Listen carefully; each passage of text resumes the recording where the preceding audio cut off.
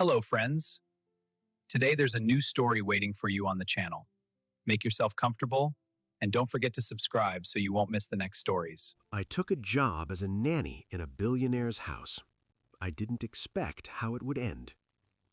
The mansion on the Upper East Side did not simply stand, it towered. Calm, cold, impeccable.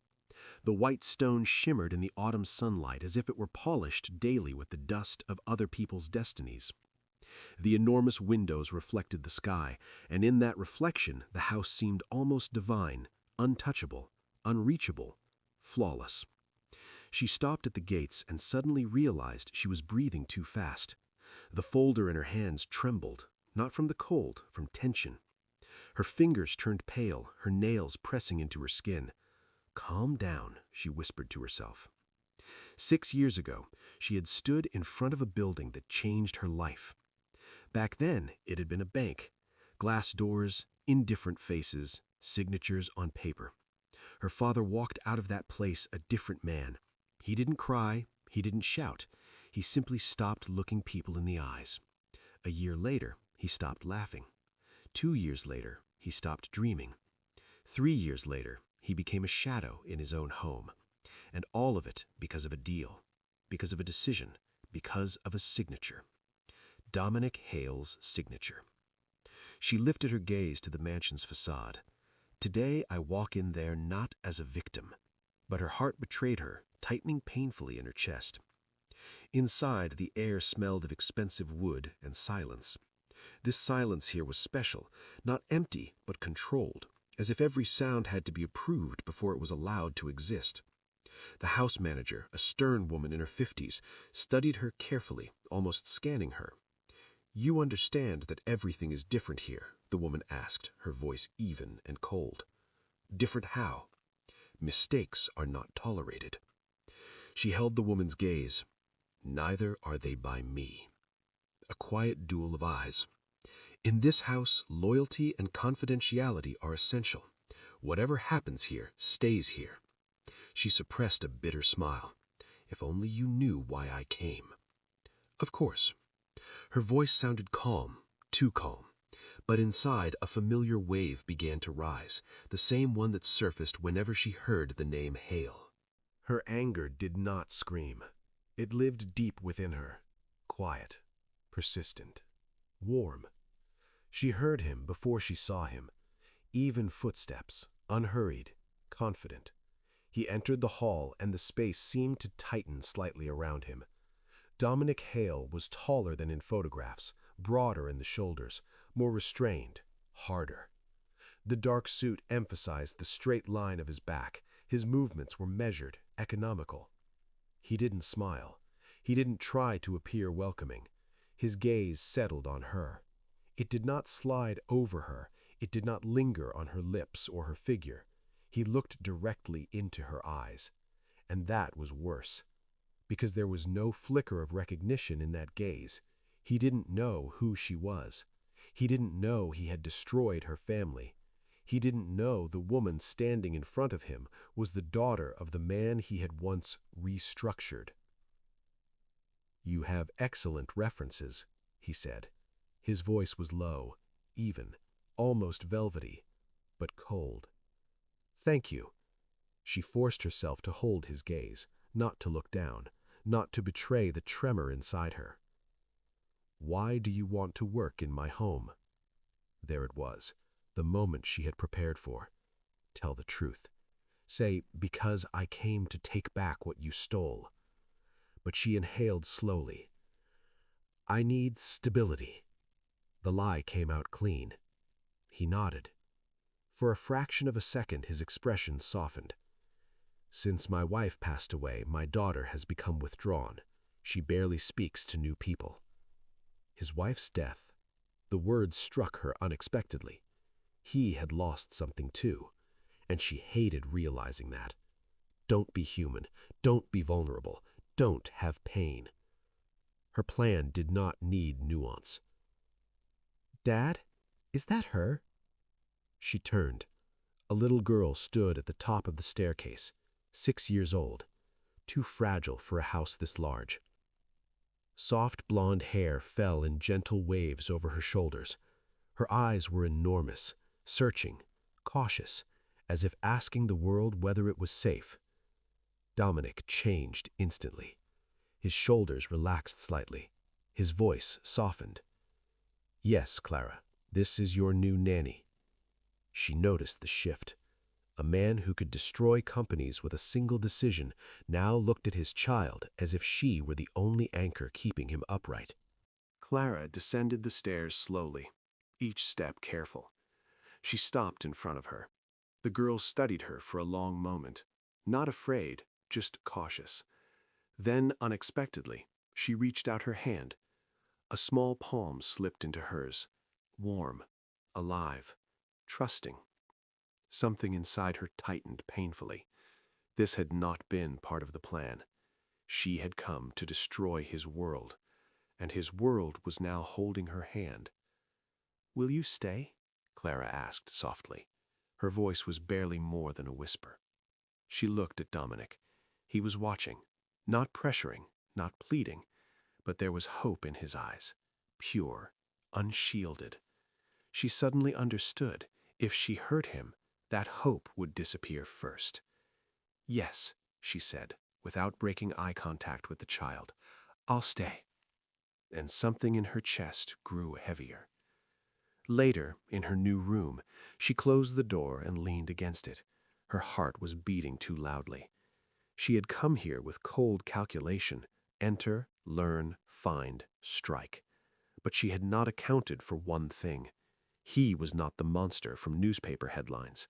He was a man with tired eyes, and a child who was afraid of being abandoned again. She walked to the window. Below, he stood in the courtyard, speaking on the phone, his face hard again, his gaze cold. Power returned to him instantly. There he was, the real one, the man who signs papers, the man who decides destinies, and the man who knows nothing about her pain. "I won't forget," she whispered, because if she did, then everything would have been for nothing. She had come to destroy his life, but on the very first day, she realized the most dangerous thing in this house was not power, not money, not security. The most dangerous thing was the way he was already beginning to look at her as if she were more than just an employee, and the way she understood his loneliness too well. And loneliness is more dangerous than hatred, because it is dangerously easy to mistake it for love. The mansion woke before the people inside it did. Not with noise, not with light, with order. When Camilla stepped out of her room that morning, the corridors were already immaculate. No trace of yesterday, no hint of disorder. The floors gleamed, the air was fresh. The curtains were drawn back precisely enough to let sunlight in without allowing it to glare. This house did not live, it operated, and that was its coldness. She walked across the marble floor, her footsteps echoing softly. It was impossible to move unnoticed here. The walls seemed to register every breath. At the foot of the staircase stood Mrs. Whittemore, as if she had been waiting, or perhaps she was always there. "Breakfast is at 8, she said, without greeting. "Clara doesn't like noise." Her voice was even, refined by years of service. "I understand," Camilla replied calmly. Mrs. Whittemore studied her, not hostile, but strict. "This house values discipline. So do I." A brief pause. The house manager gave the slightest nod. "We shall see." And she disappeared as quietly as she had appeared. Camilla felt a subtle tension settle in her chest. This house did not accept people, it evaluated them. Clara was sitting by the window in her room. The morning light rested gently in her hair. An open book lay before her, but she wasn't turning the pages. She wasn't reading. She was simply looking. Inward. Camilla didn't speak right away. She approached slowly and sat on the carpet beside her, leaving space between them. In this house, distance mattered. "Good morning, Clara." The girl turned her head slightly. Her eyes were large, observant. No smile, no fear, just caution. Camilla handed her a mug of warm cocoa. Clara took it with both hands. Small fingers. Warm. Camilla suddenly understood. This child lived in a vast space that did not know how to hold someone. And the realization stung.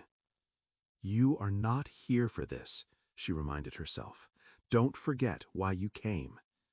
But her heart did not obey. Dominic came downstairs a little later. His steps were steady, confident. His suit, flawless. His expression, composed. He noticed them immediately. Clara tensed. Barely noticeable, she gripped her mug a little tighter, her back straightening slightly. Dominic stopped. Good morning. His voice was calm. Clara nodded quietly. He looked at her longer than he had the day before, as if checking whether everything was still intact. How did you sleep? A pause. Fine, Clara answered. The word was short, almost rehearsed. Dominic's gaze shifted to Camilla. Thank you. 2 words, and inside them, cautious hope. Camilla nodded. She's doing well. Dominic's jaw tightened slightly. She shouldn't be doing well, he said quietly. She should be a child. There was more pain in that sentence than in any emotion on his face. Camilla felt something inside her falter. Her image of him as a merciless destroyer began to crack. Not shatter, but crack. In the afternoon, she and Clara went out into the garden. The autumn air was cool and sharp. Leaves drifted slowly to the ground, as though reluctant to fall. Clara walked beside her. She didn't take Camilla's hand, but she didn't fall behind either. This was trust in her language. Camilla sat on a bench. Shall we draw? Clara studied her for a long moment, then nodded.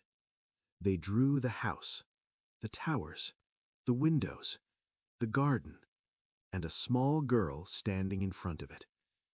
Camilla asked gently, "Who's standing next to her?" Clara froze. The pencil hovered in midair. Silence. Then the girl shook her head. No one. Camilla felt her chest tighten. The emptiness on the paper screamed louder than tears would have. She didn't press further. Sometimes the greatest form of trust is not intruding. That evening, Camilla heard Dominic return. His steps were heavier than in the morning. She was standing outside Clara's room, making sure she was asleep. He stopped beside her. No tie, fatigue in his eyes. Did she smile today? He asked suddenly. Camilla looked at him. There was no authority in the question, only fear. Not yet, she answered honestly, but she's starting to trust. Dominic nodded slowly. That's already more than before. In that moment, Camilla understood. He wasn't cold. He was careful. He was afraid of losing the last thing he had left. She felt something rise inside her, sympathy and anger tangled together. Don't you dare understand him. But understanding had already begun. The next day, something small and powerful happened. Clara was building a tower of wooden blocks at the table. One block fell, then another. Camilla expected tears. Instead, Clara looked at her, and very carefully, as if remembering how, the corners of her lips lifted. It wasn't a full smile. It was the memory of one. Camilla froze. She didn't move, didn't speak. And then the smile grew just slightly, for a second. But it was real, soft, alive. Camilla felt something inside her finally fracture. Because now this was no longer strategy, no longer revenge, no longer a calculated step. It was feeling. And the most dangerous part, she wanted that smile to appear again. The mansion no longer felt like a fortress. It was beginning to feel like an archive, a place where everything is kept, and if you search correctly, you can find it. Camilla started waking earlier than everyone else, not because of discipline, because of a thought. She knew the documents were somewhere here. Files, contracts, signatures, the history of the deal after which her father stopped looking people in the eyes. Dominic Hales did nothing by accident, which meant that signature had been deliberate. She repeated that to herself every morning, because otherwise things began to feel dangerous.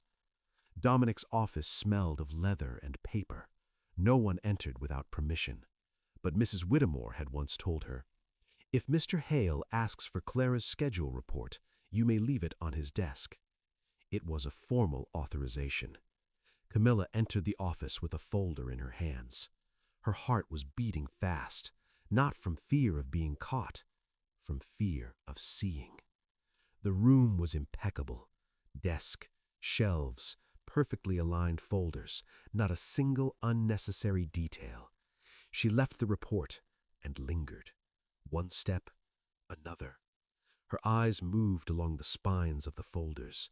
Financial reports, corporate restructurings, acquisitions, a word she hated.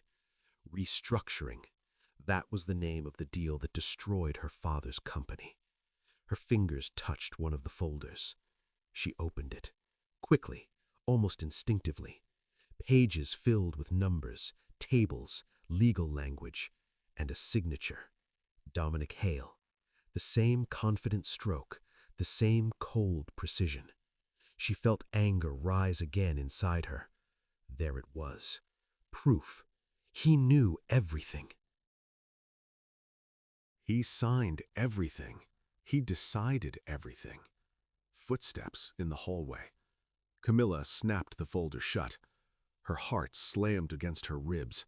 She barely managed to step away from the desk when the door opened. Dominic entered and stopped. "Were you looking for something?" His voice was calm, but his gaze was attentive. She held it.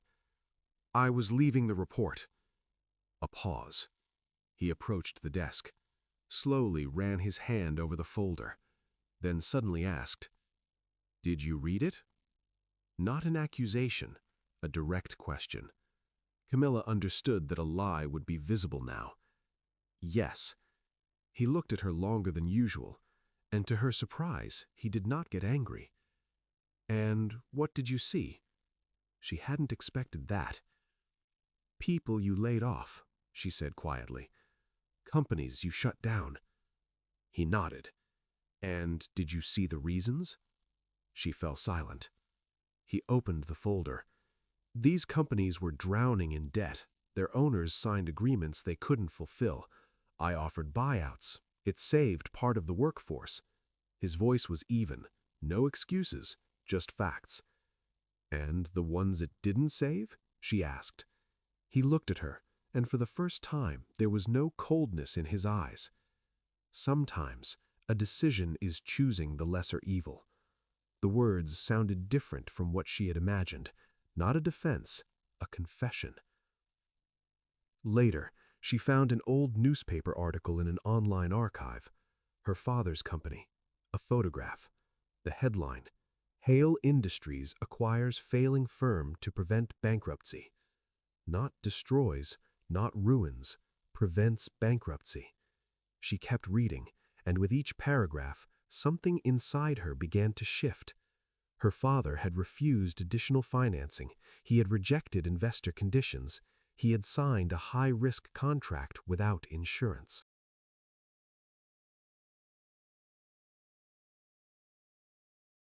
She closed the laptop. The room suddenly felt smaller. Anger had been convenient, simple. It gave direction. But if the blame wasn't entirely his, then where was she supposed to put her pain? That evening she watched Dominic from the balcony. He was playing with Clara below, awkwardly, restrained, but trying. He didn't know how to laugh loudly, But when Clara suddenly wrapped her arms around his neck, his face changed. There was no power there, no control. There was fear of loss, and love he did not know how to show. Camilla felt a crack appear inside her, small but real. If he wasn't a monster, if he wasn't a cold-blooded destroyer, then who had destroyed her family? She closed her eyes. It had been easier to hate, but now hatred required proof, and the proof was beginning to speak differently. Later that night he met her in the hallway. "You doubt me," he said quietly. Not a question, a statement. She lifted her gaze. "Wouldn't you?" He stepped closer, not threatening, but too close for comfort. "If you're searching for something," he said, "search all the way." She felt her heartbeat stumble.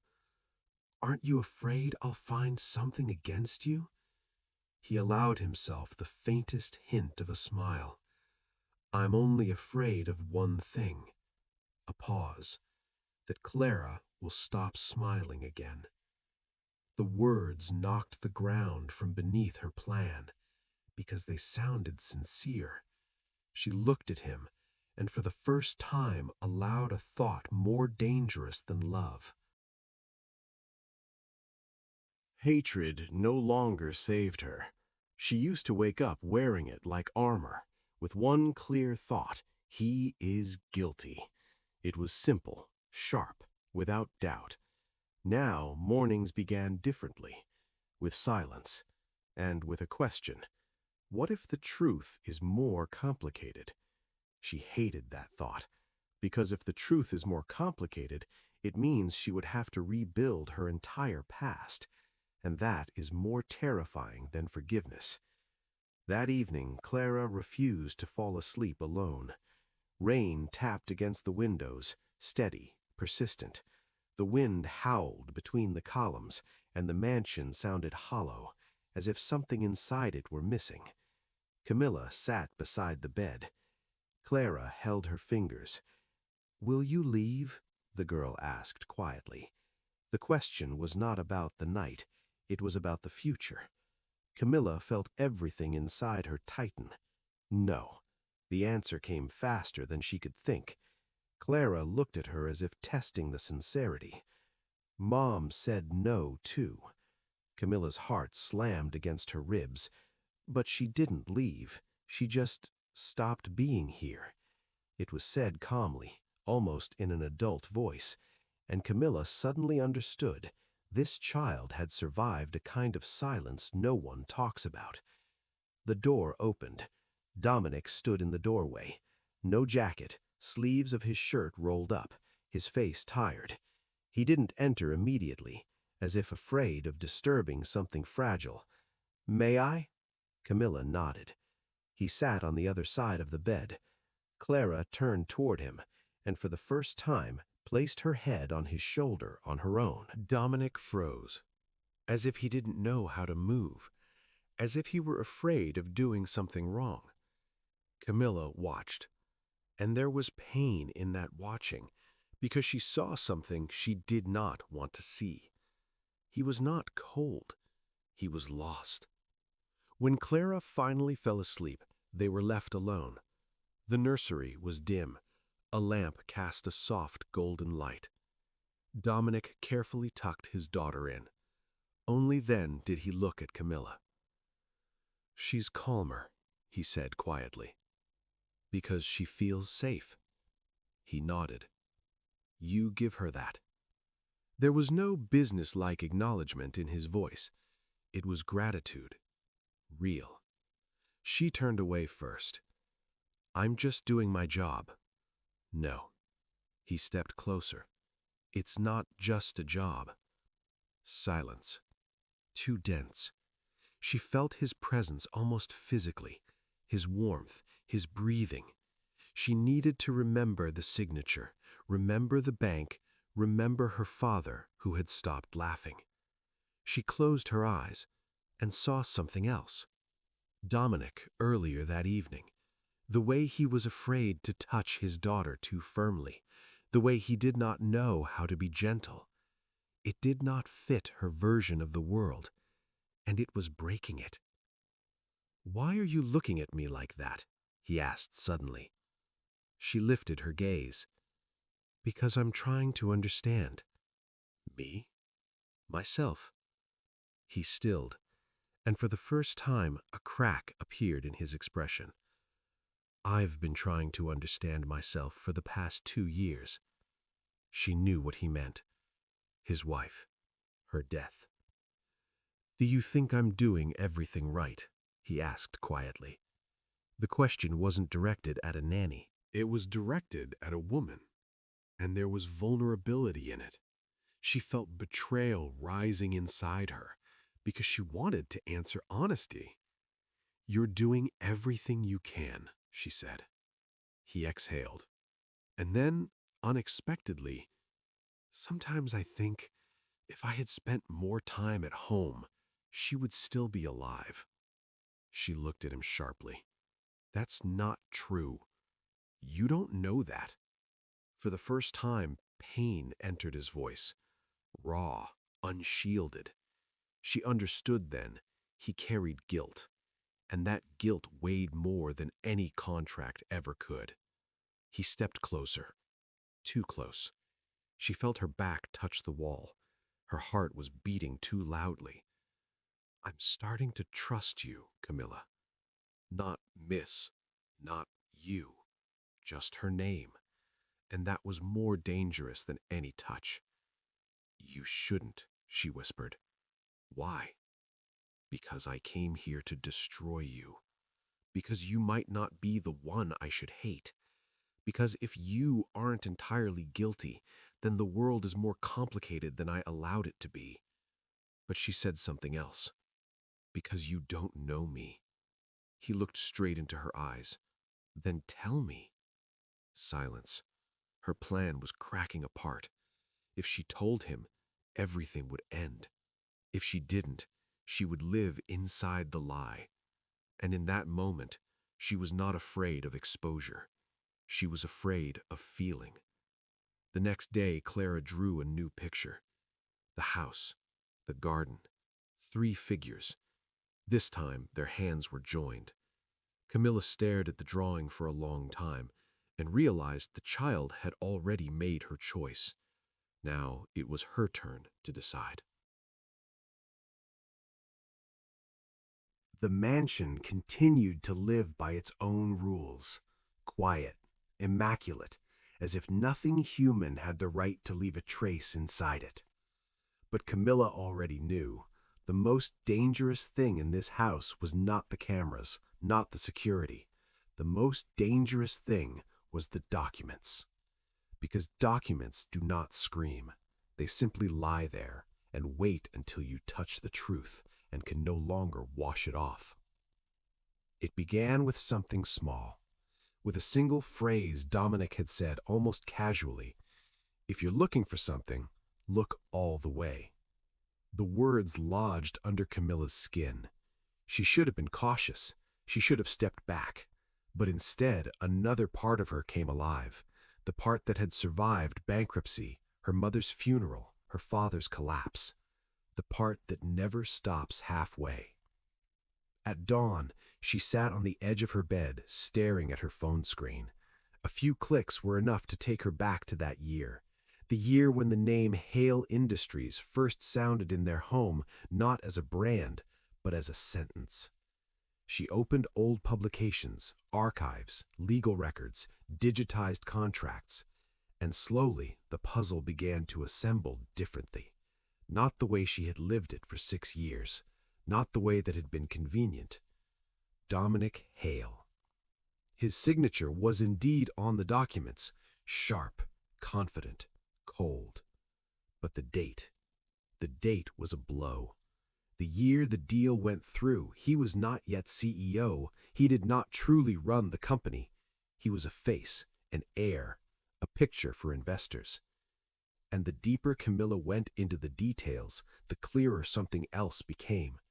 The key decisions had been made by Richard Hale, his father, the signatory, the initiator, a man who placed his signature not as a line, but as a seal of power.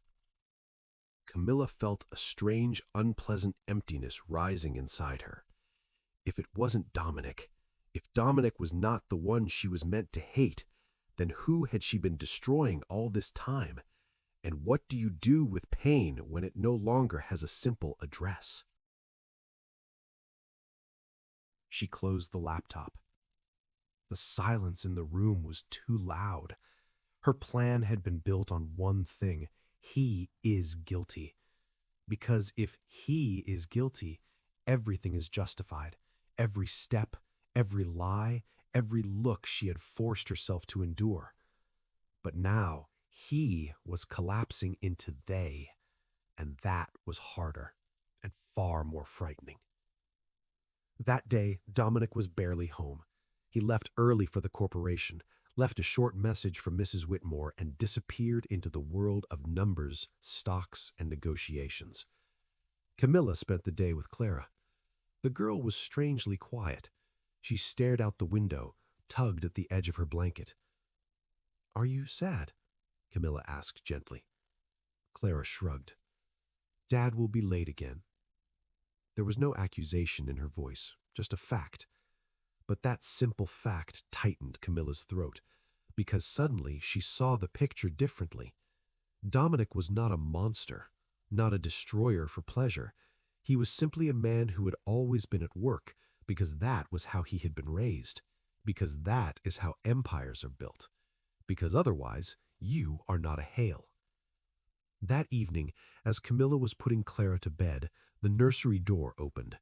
Dominic stepped inside quietly. He looked different than usual. No jacket, tie loosened, shirt sleeves rolled up, exhaustion on his face he could no longer hide.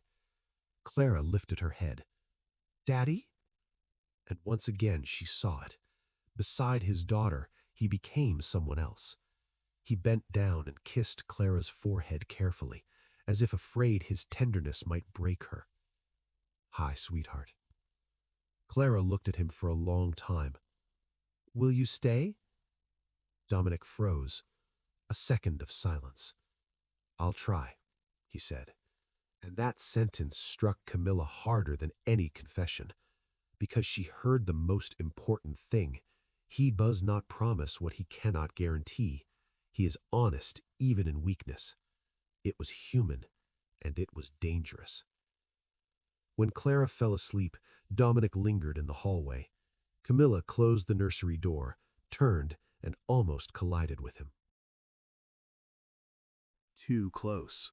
His gaze was attentive, not cold, composed, as if he saw something in her she herself was afraid to see. "You're tired," she said. "Yes." He did not deny it.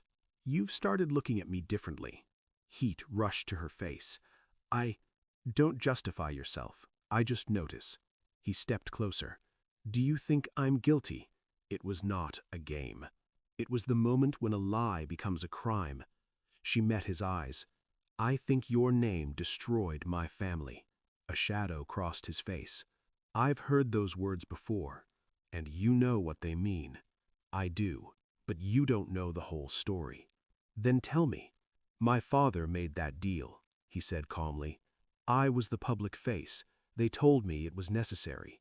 But the signature is yours." "Yes, because I was still trying to be the perfect son. I thought I could change things from the inside later." "And did you?" "I tried. I reversed some decisions, returned certain payments, tried to stop new acquisitions." His voice hardened. "You have no idea what it's like to argue with the man who built the world you live in. He controls everything." She saw him differently now, not as an enemy, as someone broken too. "Then why didn't you leave? And go where?" "If I leave, only he remains, and that means he keeps going." He looked toward the nursery. "I won't let Clara grow up in the same cold I did." Compassion rose in her chest, and anger at herself for feeling it. Later, alone in her room, she sat in the dark. Her revenge had been built on certainty, and that certainty had cracked. She opened the laptop again, went deeper, where numbers turn into names, where deals turn into destinies, and she found it.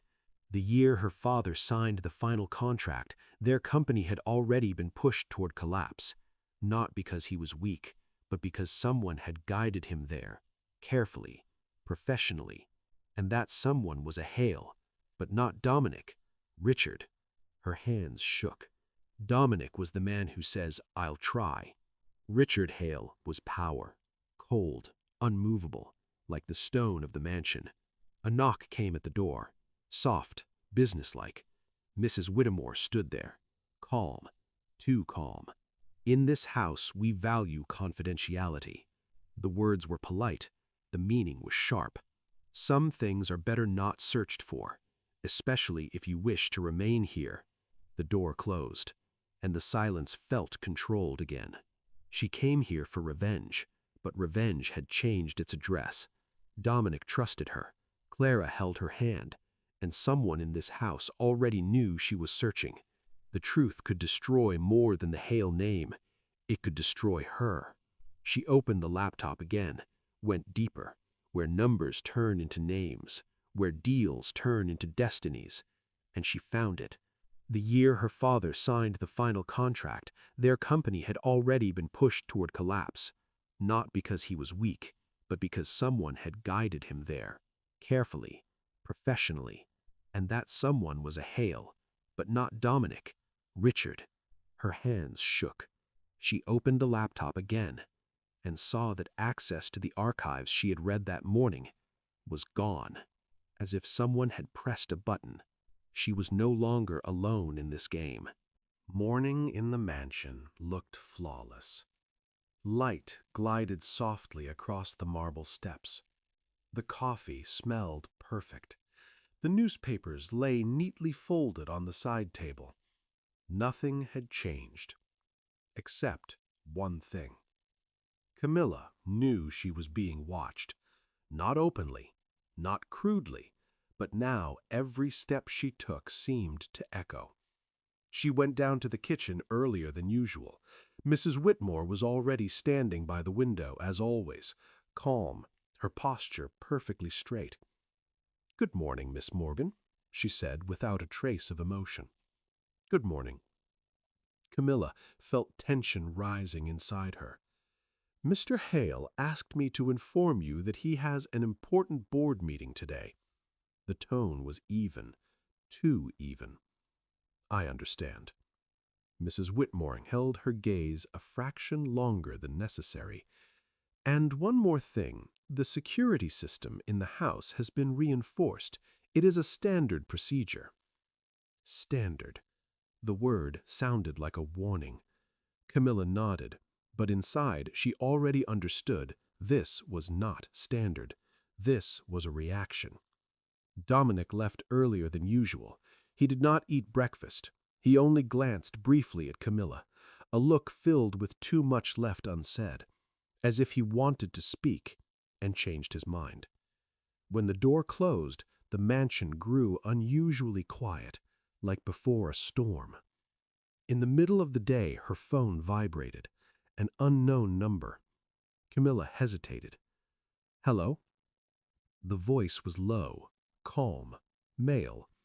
"Miss Morgan, I believe we should talk." Her heart skipped. She knew that voice. Richard Hale. "I'm sorry," she said, trying to remain steady. "I prefer personal conversations. Tomorrow at 5, my office. You won't refuse, will you?"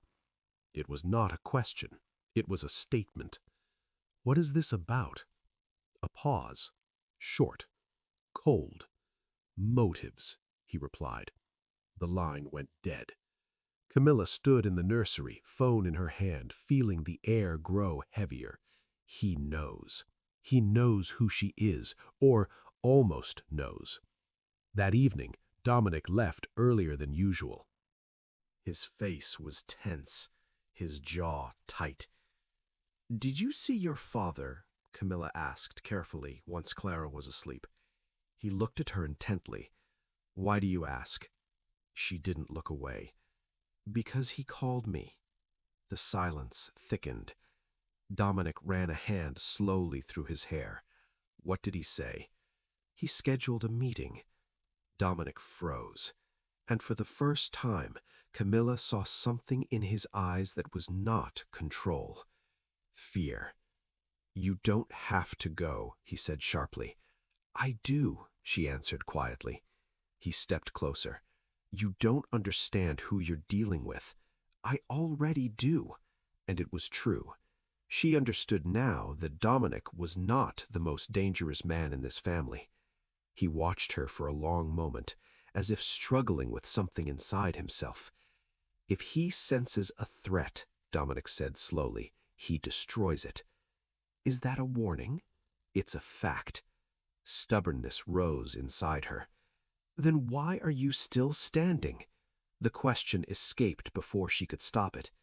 He fell silent, then answered quietly, because I can't allow him to destroy everything completely. And in that everything, there was more than business. The night was heavy. Camilla didn't sleep. She lay in the dark, replaying tomorrow's conversation in her mind. Richard Hale, the man who destroyed her family, the man who built this empire, the man who may already understand her plan and still summons her, not to accuse, but to test. The next day, Richard Hale's office greeted her with cold glass and steel, panoramic windows, high ceiling, nothing unnecessary. He stood by the window, tall, impeccable. The silver in his hair gave him not age, but weight. Miss Morgan, he said without turning, you're brave. She did not respond. He turned. His gaze was attentive, calculating. You've been looking for information. It was not a question. I was studying the company's history. The corner of his mouth barely moved. Interest in the past is a dangerous habit. He stepped closer. Slowly. You don't actually think I don't know who your father was, do you? A blow. Direct. Precise. But Camilla kept her composure. Then you know what happened. Of course, he replied calmly. He made a decision. He was pushed. Richard tilted his head slightly. In business, there is no pushed. There is signed. His words were icy. Are you accusing me? He asked softly. I'm looking for the truth. He smirked. Truth is a luxury, especially for those who stand lower in the hierarchy. Anger boiled inside her. You destroyed my family. He looked at her for a long moment, then said calmly, I saved mine. The words sounded like a verdict. And Dominic? She asked quietly. For the first time, irritation flickered across his face. Dominic is too emotional. He thinks he can be better than me. A pause. He is mistaken. Camilla understood the most important thing. Richard was not afraid of her. He was testing whether she would become his son's weakness.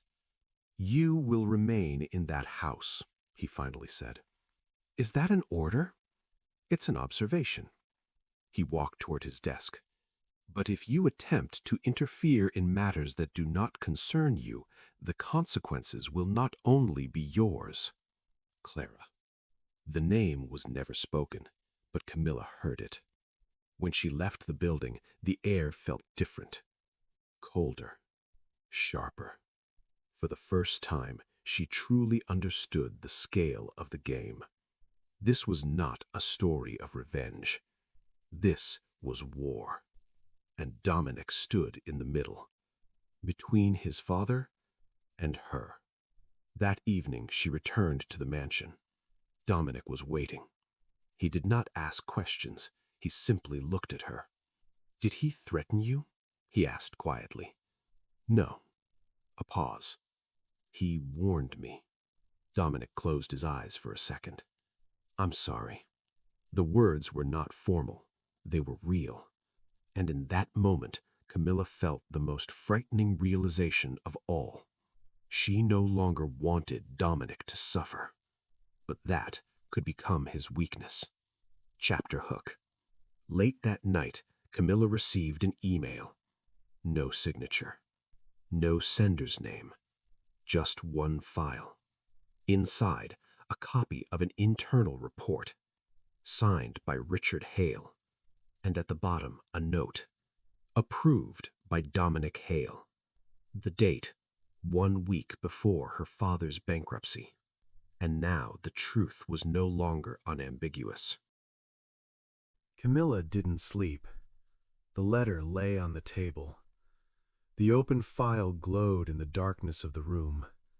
Approved by Dominic Hale. Those 3 words cut deeper than anything Richard had said. She knew she had to show him the document, but she wasn't afraid of the truth. She was afraid of his eyes. Dominic returned late. She was waiting in the living room. No lights, only the faint glow of the night lamps. "You're still awake?" he asked quietly. "We need to talk." He stopped, and already understood. This was not an ordinary conversation. Silently, she turned the laptop toward him. He stepped closer, read. Not immediately, slowly, and she saw it, the moment of recognition. He knew this document. "Is it true?" Her voice was too steady. He didn't answer. 1 second. 2. Yes. Simple. No excuses, and that destroyed her more than anything else. "You signed this a week before my father's bankruptcy." He was still looking at the screen. "Yes. And you want to tell me you didn't know what it would lead to?" He closed the laptop, slowly. "I knew it would stop my father." She didn't understand. What? It was an internal report. I was blocking the next wave of acquisitions. I imposed restrictions. If I hadn't signed it, he would have destroyed 3 more companies. She stared at him. But mine was already on the list. Silence grew heavy. "I was trying to freeze the process," he said quietly. "I was too late." "Too late?" Her voice trembled. "That's all you can say?" He stepped toward her. "You think I don't understand what happened?" "No. I think you chose a side." The words sounded like a gunshot. He froze. "I always chose a side," he finally said, "but not the one you think." "Then why didn't you tell me before?" He looked away, and that was worse than any answer. "Because you didn't come here for the truth. A blow. You came for revenge." She went pale. "You knew it?" "He figured it out," he said quietly. The room felt smaller. "Not enough air. And you still let me stay?" Her voice was softer now. "Because I wanted to understand." "What?" "Whether you could see me separately from my name." Those words were too honest and too late. "You used me," she whispered. "No. Then what was this?" He stepped closer. "For the first time in years, I allowed someone to be close." Her eyes filled with tears. "And I thought I was the one using you." And that was the bitterest truth of all. At that moment, a sound came from the corridor. Mrs. Whittemore. "Mr. Hale, you are urgently needed at the office. The board is assembling tonight." He looked at Camilla. There was too much in his eyes. Pain, resolve, fear. He started. "Richard, are you going?" she asked. "If I don't, he wins." He paused. "If I do, I might lose everything." For the first time, she saw the scale of it. This was bigger than her story. This was a war for control. Before leaving, he stopped. "I didn't destroy your family, but you didn't save it." He nodded. "No." And that was the most honest thing of all. When the door closed, Camilla felt something break inside her. Not from anger, from understanding. He was not a monster, but he was not innocent either. He was part of the system, just as she was now. That night she received a message, short, from an unknown number. The board meeting is proceeding without him. She went cold. What did that mean, without him? Then a second message arrived. Your conversation was interesting. Richard. He didn't just know, he had been listening. Camilla understood. Dominic had gone to the office, but he had already been sidelined. The game was moving faster than they thought. Clara woke up, crying. Camilla picked her up. The girl held her tightly. Will Daddy come back? The question was simple, but the answer was more complicated than ever. Yes, she said, and for the first time, she wasn't sure. Chapter hook. At dawn, Dominic returned. Not in a suit, no tie, an empty look in his eyes. He raised the question of my suspension. A pause. And the board voted. Camilla felt the world shift. You lost? He looked at her, and for the first time, he smiled differently. No. Then what?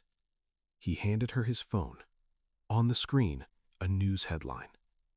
Dominic Hale files motion against Richard Hale for abuse of corporate authority. She looked up at him. You started a war. No, he said quietly. I chose a side, and now there was no turning back. The house no longer felt impenetrable. It felt transparent. After the news, everything changed. Dominic Hale's name disappeared from official press releases overnight. The board of directors announced a temporary redistribution of authority. Richard issued a brief statement about a family misunderstanding. The empire was cracking, but for the first time, not because of other companies, because of the truth. Dominic didn't leave. He stayed in the mansion, without the suit, without security, without the role. And it was the strangest version of him Camilla had ever seen.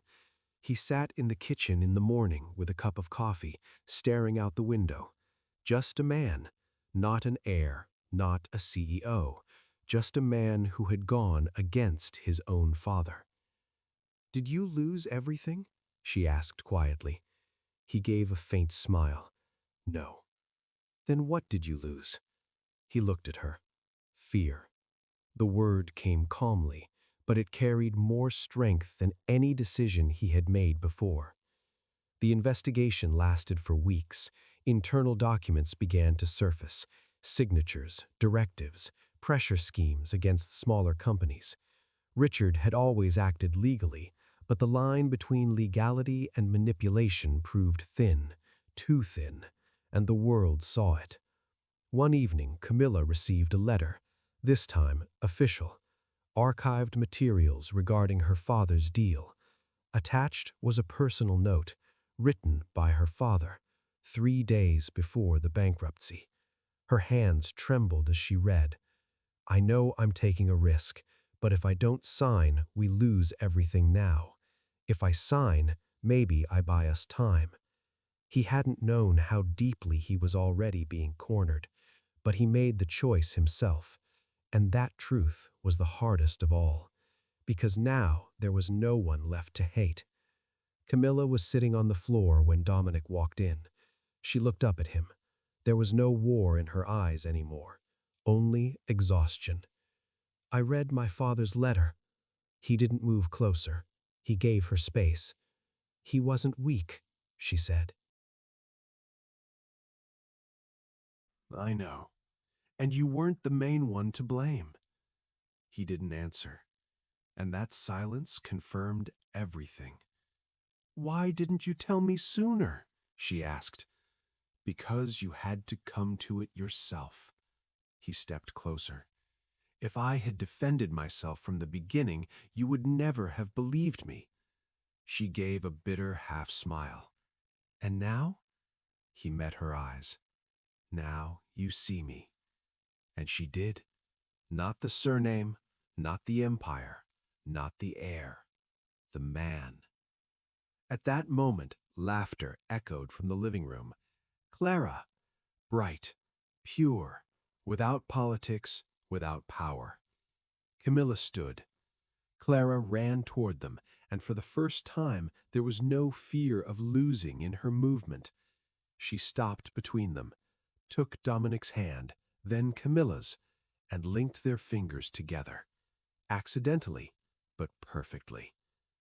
"Daddy won't leave?" she asked. Dominic knelt down. "No."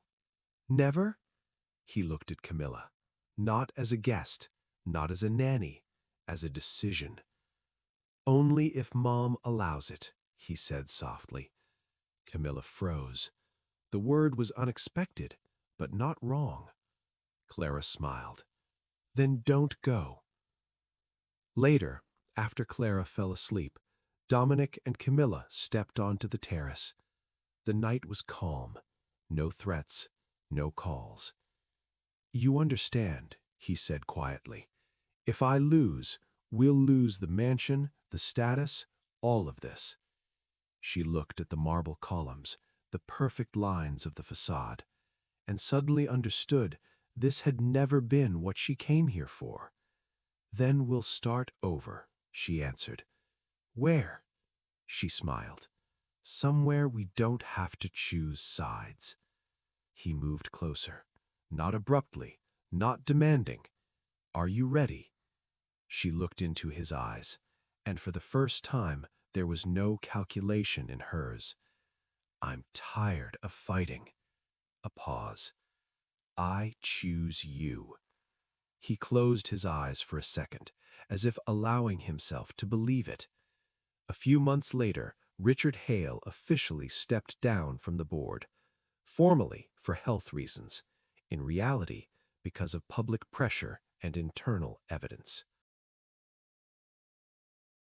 Dominic did not reclaim his former position. He built a new structure instead, transparent, without aggressive acquisitions, slower, honest. The empire became smaller, but it became alive. In the spring, the mansion was sold, not as a defeat, as the end of an era. The new house was smaller, brighter, with an ordinary kitchen, no marble, no security, but windows overlooking a garden. Camilla stood at the stove. Dominic helped Clara build a tower of blocks. One block fell, then another. Camilla froze, but Clara laughed, and Dominic laughed with her. Not like a CEO, like a father. And then Camilla understood. She came here for revenge. She stayed for the truth, but she chose love. Final line. Sometimes a family doesn't begin with blood or a surname, but with a choice. Epilogue. 1 year later. The garden smelled like fresh grass and sunlight. Camilla stood barefoot on the wooden porch, watching Clara run across the yard with a paper kite that refused to cooperate with the wind. "Higher!" Clara shouted. Dominic laughed from the lawn, adjusting the string. "I'm trying." The house behind them was modest. White walls, large windows, warm light inside. No marble, no security gates, no silent corridors filled with tension. Just a home. The company had changed. It was smaller now, slower, focused on long-term partnerships instead of silent takeovers. Dominic no longer appeared on magazine covers, but employees stayed. Contracts were transparent, and for the first time, his work didn't feel like war. It felt like responsibility. Camilla had returned to university that spring, not because she needed revenge, because she wanted to build something of her own. Sometimes she still thought about her father, but the pain had softened. It no longer burned. It guided. Clara finally managed to lift the kite into the air. It caught the wind and rose, bright against the blue sky. She turned to them, glowing with pride. "Look, it's flying!" Dominic stepped closer to Camilla. Not dramatically, not like a declaration, just naturally.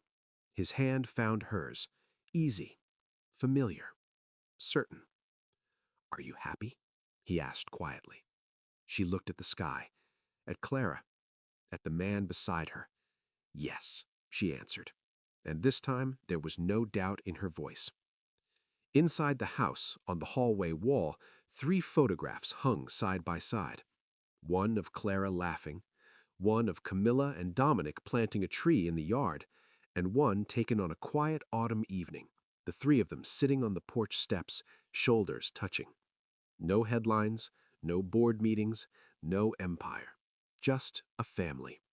And for the first time in a long time, no one was choosing sides. They were choosing each other.